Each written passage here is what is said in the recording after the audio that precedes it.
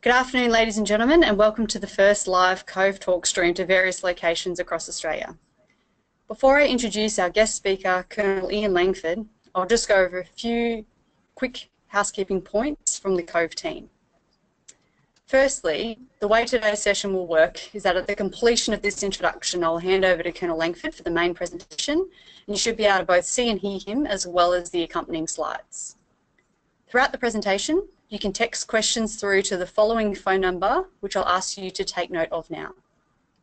The phone number is 0409 471 214.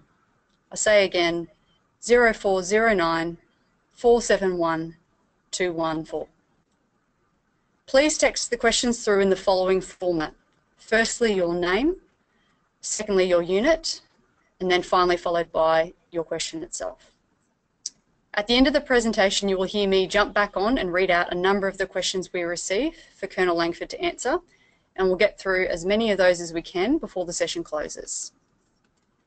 Pending your feedback on today's session, we will aim to host Cove Talks on a monthly basis.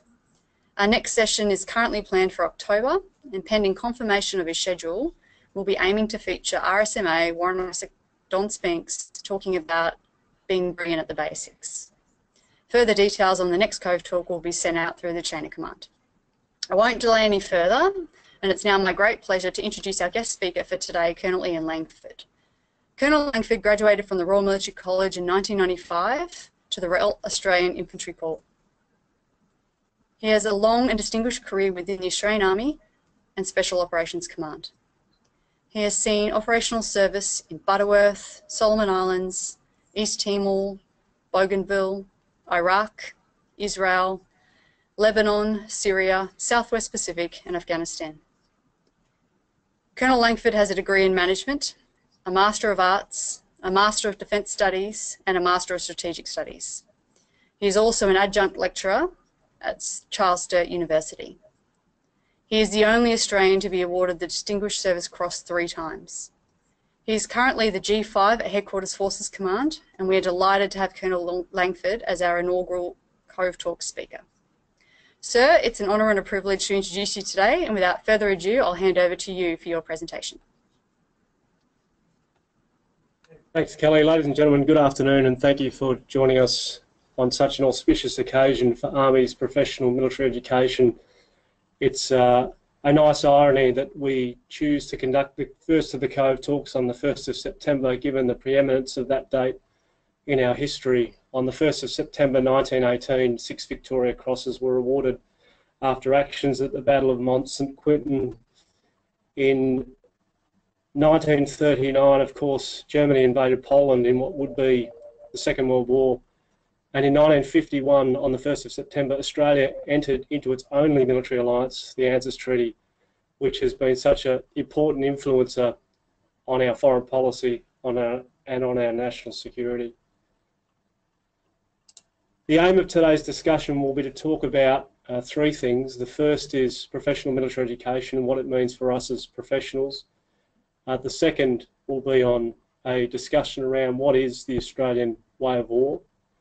And the third will be a contemplation, perhaps, on how we might fight in our current and future operating designs.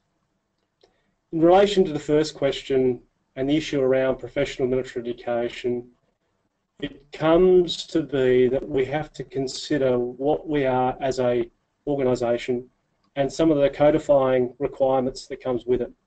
And I'd ask you all today, beyond this presentation, as one of the key takeaways, to seriously discuss amongst yourselves the question around whether our role, whether our job as soldiers is that of a vocation, which is defined loosely as a feeling or a suitability to serve, or as a profession, which comes with it the requirement to meet obligations, to be subject to serious lifelong education and the pursuit of knowledge.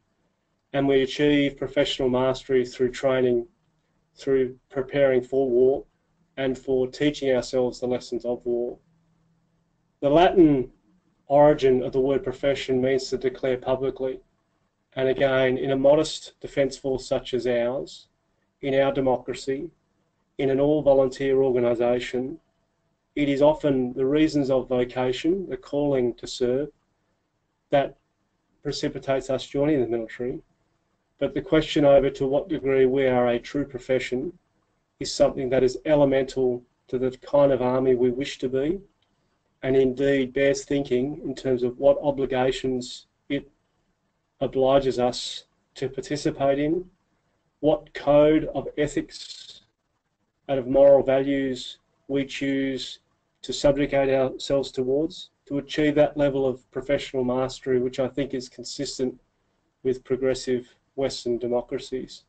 Again, that question as to whether soldiering is a profession or a vocation, or indeed both, is elemental to our capability because, as I'm sure you're all aware, Army understands that its people are critical to its capability, and whether or not and how we manage our professional obligations to include initiatives as important as professional military education is something that bears serious contemplation because of those obligations that come with it. And I would provide you with a personal insight.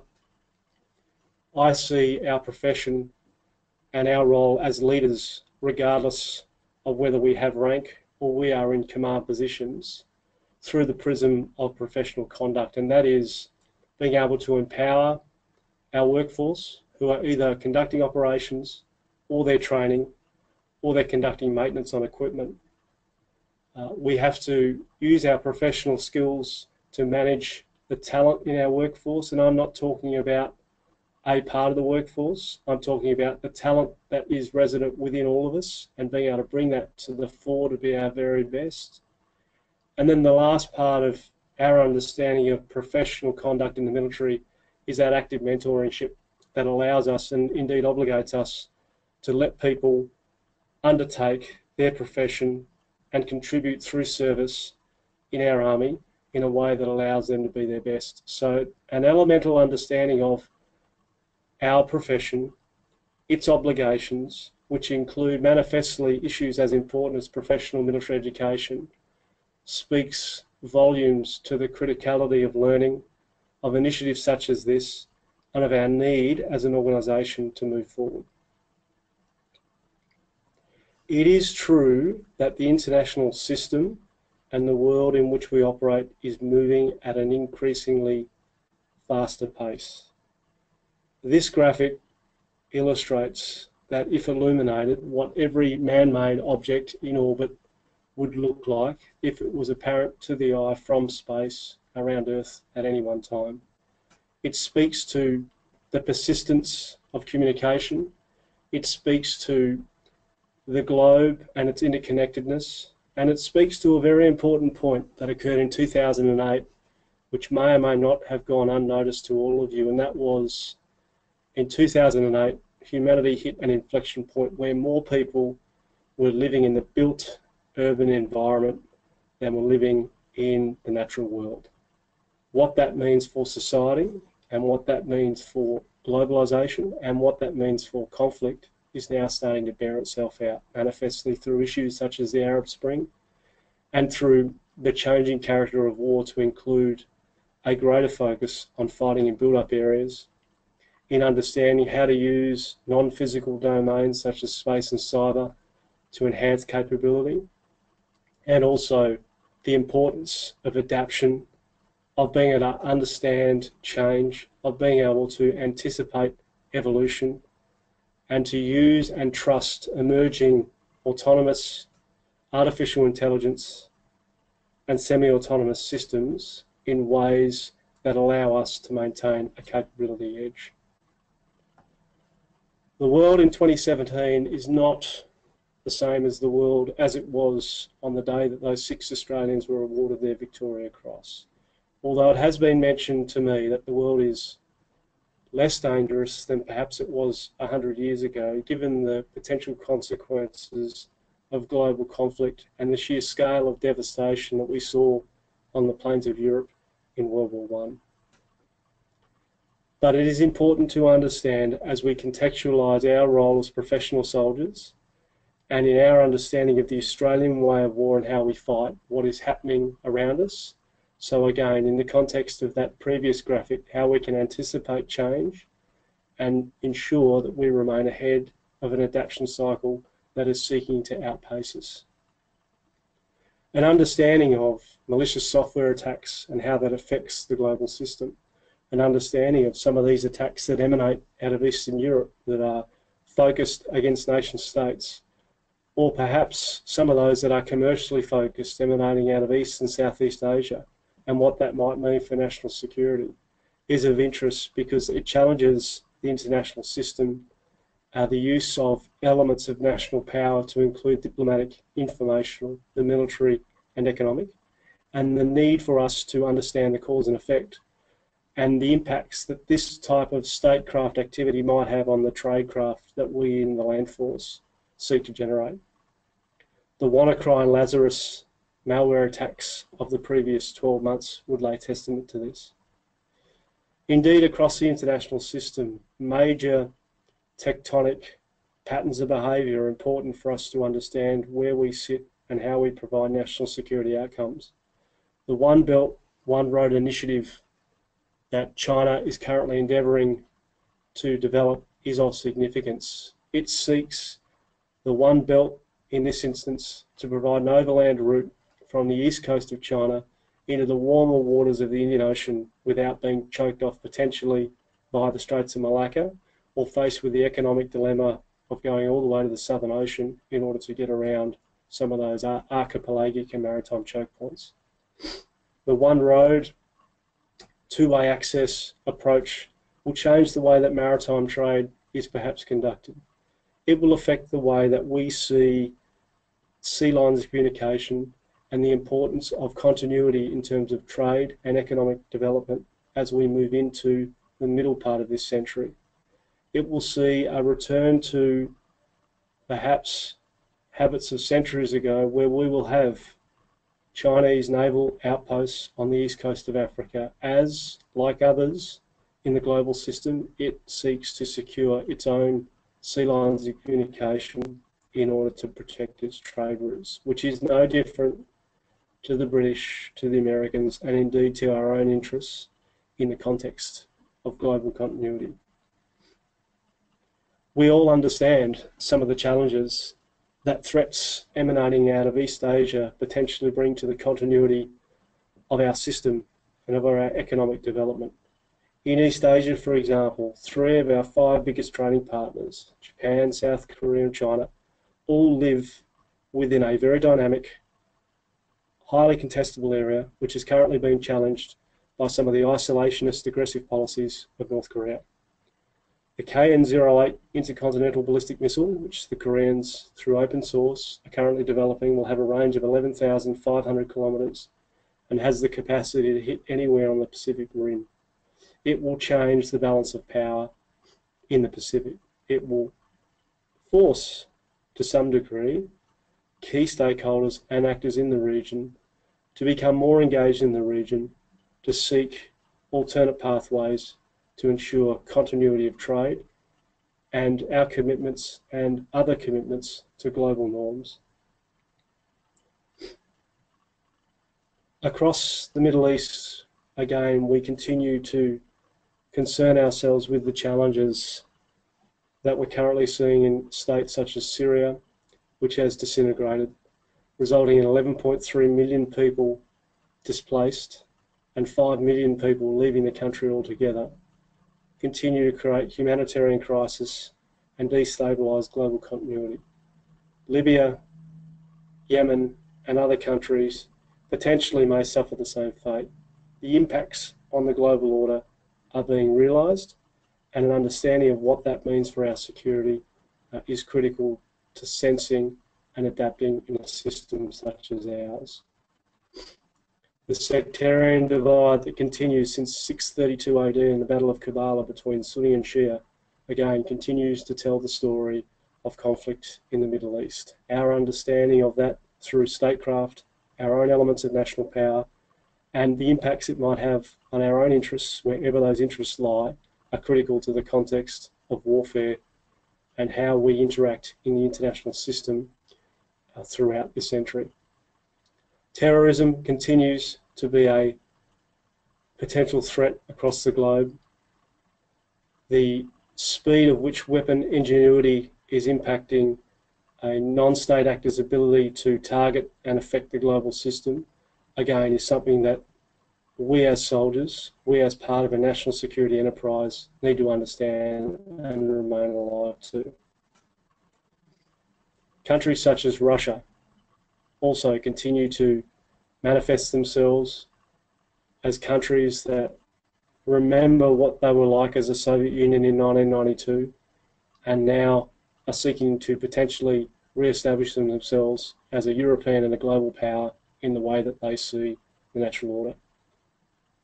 The future of the European Union is something that we, as astute watchers of the international system, continue to watch the effects and fallout of a Brexit, of the UK leaving the common market, of the resurgence of a form of European nationalism without the British to include the French under Macron, and the impacts it might have on the Italian elections this year. And then lastly, in understanding the global system, it's the US, the current hegemon of the global system. It doesn't matter where your politics sit, the United States affects everyone. We see it through the management of their alliances. We've seen it most recently through the North Atlantic Treaty Organisation and its reaffirmation of commitment to countries such as Afghanistan, but also things like the Paris Climate Accord, the Trans-Pacific Partnership, East Asia, and some of the challenges to include North Korea and what that may mean. The point of this conversation, the point of this part of the discussion today, is to contextualise our profession, where it sits inside our national security enterprise, and what it may mean and how is it affected by the global system, which continues to adapt, to change, and therefore requires us to remain sensitive to and responsible for changes as they occur. As the first of the Cove talks, I thought it important to offer you my perspective in terms of our profession and how we see ourselves, to acknowledge that if professional military education is an obligation that we all willingly undertake, and that the nature of war, according to Sun Tzu and others, to include Clausewitz, doesn't change, but the character of war certainly does through technology and adaptation, then there is a baseline series of theorists and experts that we should acknowledge and seek to understand so that we can contextualise our role in the land force, inside the Australian Defence Force, when applying our military capabilities. As I said, in 544 BC, Sun Tzu, who predated Karl von Clausewitz, obviously, talked about the nature of war, the human condition, and the imposition of political will through violence. These elemental aspects of warfare and the pursuit of politics through other means are elemental components of us acknowledging where we sit across a spectrum of capability in our democracy as a responsible land force.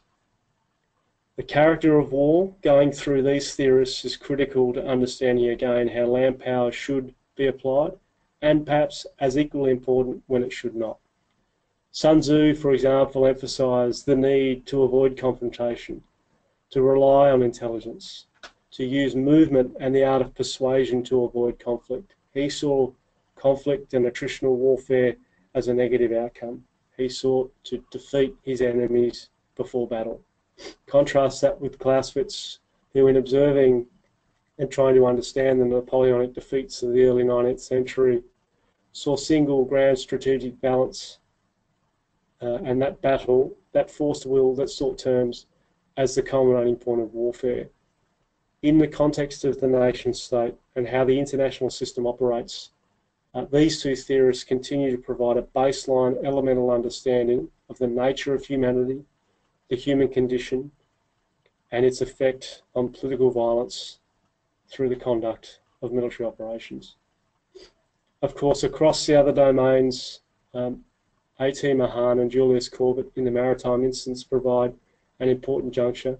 And again, I'd offer you to consider what your own list is of those that you require an understanding of in order to see your place in the military organisation. But for Mahan, his emphasis was on decisive naval battle and sea lines of communication, whereas Corbett, who really does underwrite much naval theory of today, is emphatic about sea control, manoeuvre, and a focus on the enemy. Again, in a land force, as part of a joint force, these elemental theorists are critical from a PME context to understanding the nature of how we employ capability across our services and in the broader national security context. Giulio Duhay, who was a World War I Italian air theorist, is an essential component of understanding air power, and indeed he became the baseline elemental doctrine for Bomber Harris in the Second World War, and arguably what then led to the second offset strategy of the US, which was the use of air as a terror weapon through precision munitions, demonstrated during the First Gulf War. Duhay, again, is critical to us understanding that to shatter morale, to defeat the means to make war, air and air power was critical to that. And if you don't understand how air complements and defeats human will, then again you struggle to see the necessity of joint operations and the theory, the organising principle that underpins them.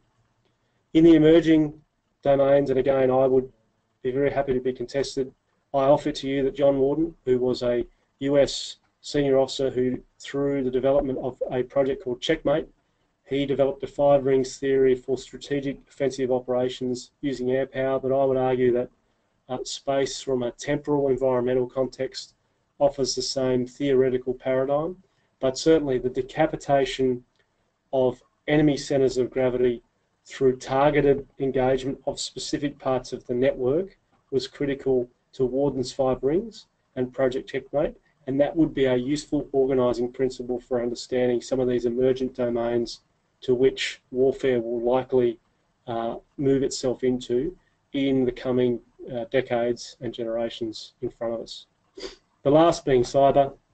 Like space, it is a system of systems, and Dr. Joe Strange, who was an academic who for many years supported the Marine Corps and was focused very heavily on centres of gravity construct, I think offers a network engineer systems approach to understanding the cyber domain and where it interacts with the other 4 domains to generate those cross-domain effects. So again, I come back and I reaffirm to you that in understanding what might be the Australian way of war, how might we fight should we conduct operations tomorrow, an elemental understanding of the organising principles around land, maritime, airspace and cyber is incumbent on us as professionals if we were to understand how to apply them on our nation's behalf. Just quickly, moving into joint warfighting, some of you may be aware of Earl Pete Ellis. He was a Marine who was charged with developing what became known as O-Plan 712, which was the Advanced Based Operations in Micronesia. It was written in 1923. It focused on expeditionary warfare, and importantly for us, it focused on the development of joint warfare, in this case amphibious warfare, specific to US Navy and the US Marine Corps. But Ellis's plans, he died in 1923, became War Plan Orange and the Central Pacific Drive, which was about capturing islands across the Pacific chain to build airfields to allow advanced naval bases and to project air power and maritime power into the Japanese home islands. His model, his design in 1923 for joint warfare is an elemental understanding of how we should think about joint warfare in the ADF context. Counterinsurgency, I would defer to many of you in the audience who I know are experts on this, but I would offer that the campaigns of Napoleon in Spain are best written in a book by David Chandler in 1963. The book is titled The Campaigns of Napoleon.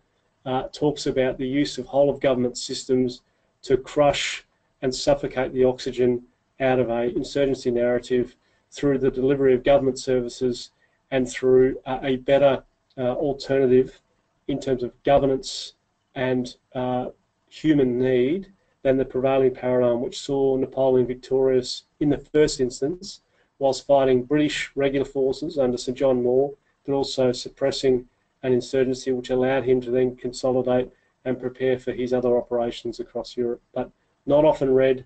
I would encourage you, again, from an elemental perspective, to consider Napoleon's campaign in Spain in understanding insurgency and what it might mean in future warfare. The last, and I know on topic across PME circles, is training and advisory missions. The book The Ugly American was written in 1958. It's a political novel about the failure of US diplomatic efforts in Southeast Asia prior to the Vietnam War. It's not a criticism of Americans per se, it's a criticism of a poorly executed foreign policy across diplomatic, informational, military and economic lines, which was not coordinated and resulted in the loss of national security objectives and outcomes on the part of the Americans in this instance in the pursuit of interests across Southeast Asia. It is a seminal book. I would offer that it is not well known or discussed in our own PME circles. We don't have an Australian equivalent, but I think there is profound learning for all of us in understanding how to execute training advisory missions in the context of understanding humans, the nature of war, the character of war, and what it might mean to our army in our current mission sets. In the same context, and this is the last slide on important theorists, I just want to touch quickly on what should be the basic DNA of your reading. We've talked about the nature and character of war, but as organising principles and as exponents of warfare, these 6 individuals, I believe, bear greater scrutiny, and there are lessons for all of us in developing our own land forces in terms of how we fight. Thucydides, as an organising principle, articulates the doctrine of realism across the international system of states. Pericles, which is the main character in this book in the context of the Peloponnesian War, extols the virtue of alliances, of balance of power, of the need to create asymmetric offsets to small armies with large navies, and indeed the appropriate democratic relationship that must exist between those who exhibit and are practitioners of statecraft and those who underwrite that statecraft through the generation of tradecraft or military effect or what have you in the context of the Peloponnesian War. But for those of us who want to understand the international system of today, similar to the context that I gave you previously, the history of the Peloponnesian War remains seminal, and again, those binary understanding of state relations, diplomacy, and its role in national security is an important undertaking. Gustavus Adolphus, some of you may not have heard of him. This individual was the King of Sweden and the head of its army from 1611 to 1632 in a state of constant war. Adolphus is important because in the early 17th century he pioneered the use of combined arms. There are several key texts written on Adolphus himself, but again he emphasised training, equipment and the means to force generate through combined arms effects as a way to ensure victory in battle. This work by Adolphus predates some of the more combined arms theory that we came later to understand and respect as late as the First World War in our own army under General Monash, but certainly Adolphus is preeminent as an organiser and in the organising principles of how we make combined arms and joint warfare, and an elemental understanding of him and his theory is critical to applying it in our army today. Moving on from Adolphus, Bonaparte, just quickly, the fusion of all elements of national power through his ability to bring warfare to the masses through the notion of rage militaire, and this is unifying the people and his army under a common cause, is a very important insight into how public perception and popular cause affects the military, particularly in democracies, and what it may mean as an organising principle for today. But again, Napoleon's maxim around logistics and his focus on the concentration of force and tempo relative to the threat through David Chandler's book, I would encourage you to read again to build your own levels of understanding of warfare and what it means for our army. Frederick the Great, bottom right, key logistician, the War of 1870, built the Schlieffen Plan, or the plan was built around him, which became effectively the manoeuvre plan for 1870, 1914 and 1939. Frederick is accredited for being able to organise mass forces and the importance of logistics and sustainment in warfare. His calculations, his organisation of his staff, his execution of professional military operations using rail networks and being able to mobilise mass resources is the first of its kind. And again, in the context of our reliance on logistics in this day and age, having access to Frederick's writings, his learning and his understanding is critical for application of similar effects today.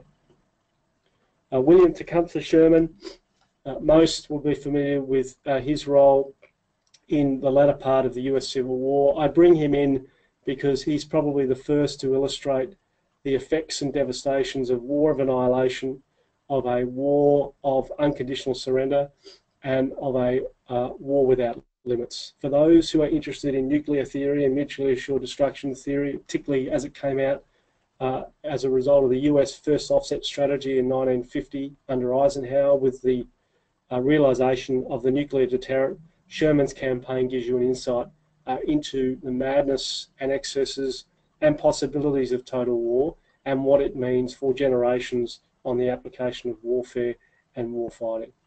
And the last theorist I offer to you is Mao Zedong, who I think was probably the preeminent soldier of certainly the latter part of the 20th century, organising a peasant revolt, persistence through training, through preparation, through concentration of effort, and the realisation of people's popular warfare through a strategic defence, through a phase of mobile warfare, and then through strategic ground battle, again, was emulated by Ho Chi Minh in Vietnam and to some degree in some of the Central Asian conflicts we've seen in the latter part of this century. Ladies and gentlemen, to conclude this part of the brief, I have spent a lot of time talking to you about the exponents of the nature of character of war in my previous slide and the important theorists in this current slide.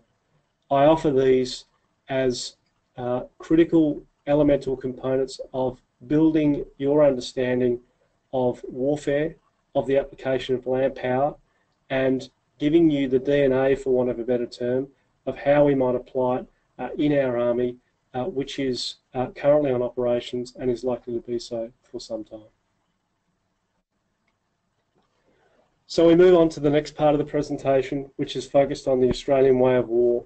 It's important that we have this discussion amongst ourselves, that we understand what is particular and what is peculiar about our own style of warfare, and what is history's role in telling us that, what is the opportunity for us to influence that, and what it may look like in the future. And again, this is the second question I would ask you to contemplate beyond the brief today.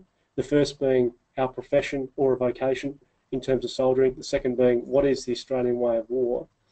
But as a pointer, I would offer to you that other countries have developed their own styles and systems of war. The obvious being the United States of America, which by habit, and history would tell us, relies on an attritional approach to warfare using overwhelming force, fighting in coalitions, fighting in large scale, and only fighting when they have to, as borne out by the Monroe and the Wilson doctrine of the early 20th century, and America's traditional pathway of isolationism, which changed when it became a global leader in the period post-World War II. United Kingdom, the UK is synonymous for having the capacity to bring all forms of national power to bear, and its speciality, if you like, is the ability to conduct economic warfare, economic pressure through sea control, relying on mobility and surprise for the destruction of land forces, and its ability to protect its global interests wherever they lie. The Russians are synonymous for trading space for time, and geographically they can always do that, to allow them to build mechanisms for mobilisation and then subsequent overwhelming counterattack. Germans are defined by their ability to manage their defensive vulnerabilities through offensive manoeuvre. That could be a war on two fronts. It could be 1870, it could be 1914, could be 1939, it could be 1942, but certainly Prussia and latter part of Germany has a definitional way of war which manifests itself in force design and in their organising principles, as best demonstrated by people that include Frederick the Great. China, again, we talk quickly about now and People's Popular Warfare. It continues the defensive mobile warfare strategic battle approach to organisation.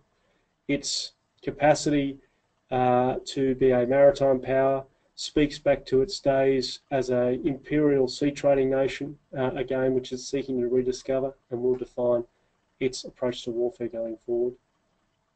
And the last of interest is the DPRK, and again, it is clearly in the news at the moment. Its activities and its antagonisms have been of concern, but understanding that it too, like other countries, have a particular way of war. You could appropriately define it at the moment as being a country and a force that relies on asymmetric threats. It has inadequate resources, but it certainly realises it can't outcompete with regional actors. Therefore, it relies on these asymmetric threats of long-range artillery, of potentially nuclear-armed ballistic missiles, and of a large special operations force to be able to, at decisive points, project force and achieve outcomes. So we've stepped through all this. I've offered these to you as alternatives to what our way of war might be, and I will now step through what I think our way of war could be defined as, and that loosely is described as being affected by our geography, and you can see that through some of the defence in-depth strategies, through the Fortress Singapore approach in World War II under ABDA, which was General Wavell's organisation, the Australian, British, Dutch and American defence mechanism, which failed on the 15th of February when Singapore fell. And then, of course, we in the latter period of 1951, on this day, in fact, ratified the importance of geography through ANZUS and the ability to rely on the Americans and ourselves providing for the common defence in the South Pacific. The other piece is the limits of our influence. We are a small population on a large landmass with a big responsibility and a need to rely on coalitions and alliances, which we achieve through influence, through diplomacy, to secure our national security outcomes. So these two features, from my perspective, and again I would offer debate on this, are what I think defines our approach to warfare. It's the effect on geography in terms of continental defence, and to some degree the defence of our interests, wherever those interests lie, but also the limits of our influence, realising that we are a modest defence force by global standards, but appropriate to our population and indeed to our alliance framework, which has given us a relative degree of security, which is something we should not necessarily take for granted, but it has been successful in so providing, especially since the end of the Second World War. The Lowy Institute poll of 2017 indicated that international terrorism and the North Korean nuclear program remain front of mind of those threats to interests which Australians are most concerned about. I offer this to you in the context again that we are in a democracy, and our way of war and its focus often reflects the concerns of our population, which manifests itself through our politicians and ultimately through government policy. But of 2017, terrorism remains front of mind for Australians, as does the North Korean nuclear program. And you can see what those challenges present to our policymakers, who then challenge ourselves through policy and through directions from government in terms of our national security preparations. So how might we fight? And this is the last part of the presentation. On the left-hand side there, you can see a Bren gun carrier. In the middle, you can see a counterattack from the 6th or the 9th Division in Africa in the Second World War. And in the last, there is a century elimination for a soldier who is training to conduct operations in Southeast Asia, Southwest Pacific in the Second World War. How might we fight? Well, think about geography, think about the limits of our influence, and wonder amongst yourself and amongst your peer group how that impacts our ability to conduct operations. I would propose that we are defined by the need, in concert with our policymakers and upon direction from government, that we must have the posture and context to be able to conduct regional forward presence operations, provide conditional offensive and defensive effects, and provide a regional defensive balance that places emphasis on alliance partnerships and the ability to avoid conflict through conflict prevention and minimisation prior to it manifesting itself into open warfare. I see our ability to deter and prevent actors in the region from conducting operations against our interests through our current initiatives that include the Defence Cooperation Plan, the International Engagement Plan, the Program of Major ADF Activities, and other things to include our industry partners and connections that make Australia an innovation and defence technology hub. I think those deterrence and prevention mechanisms are occurring at steady state and are a natural feature of our alliance frameworks and the limits of our influence. I then see a need for us to conduct shaping and influencing operations when required, and that would be through alliance frameworks and through other mechanisms. And then when and if called upon to conduct joint land combat, I see a strategic force generation being required to deploy rapidly through power projection, the ability to set operational theatres, and that is position forces for campaigns, shaping our security environment, conducting decisive land operations, creating the conditions for favourable conflict resolution, and then sustaining and concluding the military operation. In terms of how we fight, to my mind, these are key junctures and key requirements to which we should force design towards and focus our efforts on. Having said all that, I have some themes that I would propose for your discussion beyond this seminar today, and they are major theatre war versus small-scale contingency. So those are wars of choice, wars of necessity, and what that might mean on how we fight. A shift across the global system towards nationalism and what that might mean for our alliance framework. The erosion of sovereignty, and by that I mean the rise of non-state actors and potentially the transformational impact of weak states and the sanctuaries they provide. The empowerment of small groups or individuals, and this is the jihadist hackers that exist in the system and what that means, and then an understanding of what it means to fight and win in the information domain. And again, I come back to you in relation to those theorists, the Warden in relation to space and potentially Joe Strange for cyber, to give us a baseline and an elemental understanding of what it means to fight and how to win. In proposing these options, I again leave you with these propositions: that an ability to fight across domains using logistic innovation, the trust and use of uninhabited systems, by that I mean autonomous, artificial intelligence and semi-autonomous systems, and trust is critical in this regard. The need for enhanced intelligence, the requirement to understand signature, information warfare and technical proliferation. Ladies and gentlemen, I've talked to you about where we've come from, what I think our sequencing should look like in terms of how we organise our forces across contingencies and operations, and some of those emerging challenges that we will face as we modernise our army. In concluding today, I would leave you with 3 PME questions. Is soldering a profession or a vocation? Does profession come with certain obligations to include PME? A famous quote from General Eisenhower: when the money stops, the thinking starts. And indeed it's true of our army and others that some of our best thinking is done during periods of austerity or when we are being ideologically challenged. What is the Australian way of war? What is unique to how we fight? What is the impacts of history and of geography and of economy on how we design forces? And then the last is, how might we fight?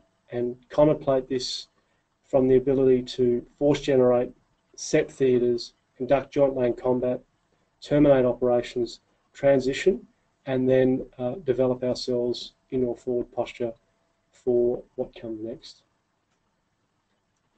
Ladies and gentlemen, in conclusion, thank you for spending some time with me this afternoon. I trust that you have at least an opportunity to take away 1 or maybe 2 points. I will leave you with a quick snapshot of Allenby's campaign in World War I, which we're currently moving up on the 100th anniversary of the Battle of Beersheba in October. But there is no greater example of manoeuvre, of the use of deception, concentrated fires, of air power in reconnaissance, of proxy guerrilla forces through the Arab armies and the hijacking and retention of control over key lines of communication to include the Hejaz Railway, which effectively saw the European Expeditionary Force of one land army defeat 3 land armies and take Turkey out of the war. So if you want to understand how and what a mechanism for decisive land power in a joint context is, then look no further than Allenby's campaign for that level of inspiration. And with that, I will conclude and I will turn over to our moderator. Thank you. Hi, Sir. Thanks very much. We've got many questions that have come flooding in, so we probably won't have a chance to get to all of them, but I will go through a couple that have come in. The first question comes from Lachlan at Borneo Barracks, and his question is, the 2009 AC flock talked about the vulnerability of large formations to omnipresent ISR and lethality of joint fires. This has been reinforced by the experiences of the Ukrainian conflict. The solution identified was smaller combined arms teams hiding and fighting other dispersed groups in complex terrain. Has there been any move through doctrine, training or exercise design to move towards this construct, given that what we mostly see on major exercises is large formations clearing other formations? Thanks, Lachlan. Great question. That challenge in terms of adaptation and learning for all of us coming out of theatres that include Ukraine includes signature and how to manage the persistent threat of surface-to-surface fires that is being teamed with ISR assets that have very, very little latency between the outer sense and strike. A part of that solution is to segregate and move discreetly rather than battle group and move as a single block, thus presenting yourself as a target. Survivability post-detection is something that is challenging all modern militaries. I would tell you that there is enough tactical capacity inside our current doctrine to allow us to manage our signature through distributed operations, which is a term that you'd be familiar with out of the US Marine Corps. And I look forward to the advancements in projects that include Land 200, which will be the digital framework which our land combat system will be able to conduct distributed manoeuvre in a way that effectively manages our signature in relation to the threat at the time. But certainly counter battery fires, the ability to use our own ISR and offensive air systems in a zero latent environment to counter-strike some of those enemy adversary systems you talk about is certainly front of mind. And whilst we may not achieve in some instances through a field training exercise forum the kind of sophistication that you're perhaps alluding to, I'm very confident across certainly the FLW, the experimentation and the concepts part of Army that we are moving towards a distributed manoeuvre concept enabled by our critical projects that will at least understand the nature of that threat and seek to reduce it. But again, I encourage your questions, your ideas, and feel free to email me and we'll look forward to a follow-up conversation. Thanks. Sarah, our next question comes from Paul at 17 CSS Brigade. And Paul asks, is Clausewitz still relevant? The fundamental criticism of Clausewitz is that war is not rational. Passion and culture drive war and how war is fought, not politics according to some. Furthermore, Clausewitz did not have to contest with cyber or the space domain, so is he still relevant? Yep, thanks Paul, great question. Again, you would find those that would be tempted to suggest that Clausewitz has lost relevance. The important thing about On War is that it's a theory of learning. So I often say that On War is often quoted, never read. On War, the premise of the book On War was about understanding the military genius of Napoleon Bonaparte. Why did Prussia lose to France in the early wars of the early 1800s at Jena and Austerlitz and others? How could Prussia, a military state, lose to the French? And what Napoleon and later Jomini adduced was that Napoleon was a military genius, and we can't build conventional modern military forces that rely on a 1 in 300 military genius to appear to lead it. So on war became a theory of learning. You would be aware there is a book called Militärische Gellerstaff by a fellow by the name of Scharnhorst, who was Clausewitz's teacher, who talked about the need, and the Prussian word is Bildung, to develop an understanding of warfare through dialectic and through what he called reenactment, positive reenactment, which is training. And the book on war, whilst it sets the context around the nature of European war, which is the imposition of political will through violence, through the extension of politics by and with other means, is to suggest that there is a requirement through positive reenactment to train and understand theories of war to be able to generate certainty of outcome and defeat Prussia's enemies in future battle. So the history of on war is critical to understanding the book. It is a testament to European warfare, but it has absolute relevance in the same context that Thucydides does, in that it acknowledges that the nature of war doesn't change, but the character absolutely does. So Clausewitz is also criticised for not focusing on the maritime dimension of warfare in that part of European history, and that is probably warranted, but it's not the case that you need both in order to satisfy a theoretical outcome. Clausewitz is about using reenactment, understanding the nature of war doesn't change, the character does, and that through dialectics, through positive reenactment, and through theories of warfare, you don't need a Napoleon Bonaparte genius to be successful in battle. But good question, thanks. So we've got another question now from Cameron at 1 Sig Regiment, and Cameron asks, historically empires follow a trajectory of rise and eventual decline. The US appears to be following this trajectory, and it could be argued that its decline phase is accelerating. If we apply a thought experiment where the US empire implodes, how should Australia position itself? Thanks for the question. I think, again, going all the way back to the issue of the Peloponnesian War and good old Thucydides, nation-states act in their own interests. They form alliances in pursuit of those interests, and they adjust those interests as the circumstances dictate. In the context of the US, it is true it is the last or only of the hegemonic powers from the 20th century, but people should remind themselves that prior to the Second World War, the US was largely isolated from certainly the European world, as we were so well entrenched through our connections through as a dominion to Britain, and that many of our systems and our continuities weren't wholly reliant on the US in terms of providing a security framework to which we operated in. So I wouldn't be so rushed to advocate or talk with confidence about the declining US influence in the region. I still think it's preeminent by order of magnitude to anyone else. But it is true that all countries, including Australia, manage its alliance frameworks consistent with its own self-interests, and when circumstances change, as John Maynard Keynes said, it's allowed to change its mind. So we will be managed diplomatically through our leadership in a way that is fully supportive of our national interest, and beyond that, pragmatism would be the order of the day. So thank you. Thanks, Sir. We've probably got time for one more question. Thanks to everyone that asked lots of questions. We have only got time for probably one more.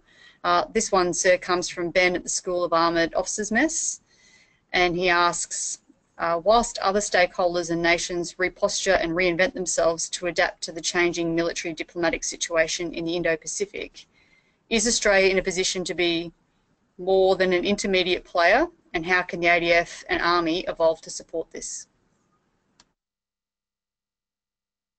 Again, thank you for the question. These are my thoughts, of course, and government policy is very clear in relation to our responsibilities in maintaining the global commons and in being supportive of a rules-based global order.